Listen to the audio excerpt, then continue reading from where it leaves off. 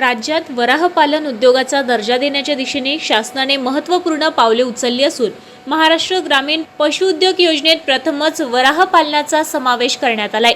हा व्यवसाय ग्रामीण भागातील वंचित, भटक्या विमुक्त आणि आर्थिकदृष्ट्या दुर्बल घटकांसाठी उत्पन्नाचे प्रभावी साधन ठरेल, असे पशुसंवर्धन मंत्री पंकजा मुंडे यांनी सांगितले।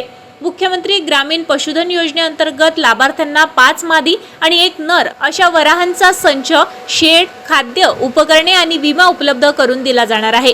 या प्रकल्पासाठी सुमारे 2 लाख रुपयापर्यंत आर्थिक सहाय्य मिळणार असून सर्वसाधारण प्रवर्गाला 50% तर अनुसूचित जाती जमातीसाठी 75% अनुदान दिले जाईल। महिलांसाठी विशेष प्रोत्साहनपर अनुदानाची तरतूद करण्यात आली असल्याने पशुसंवर्धन मंत्री मुंडे यांनी सांगितले आहे। वराहपालन हा कमी वेळात, कमी जागेत आणि कमी भांडवलात अधिक नफा मिळवून देणारा एक उत्कृष्ट शेतीपूरक व्यवसाय आहे।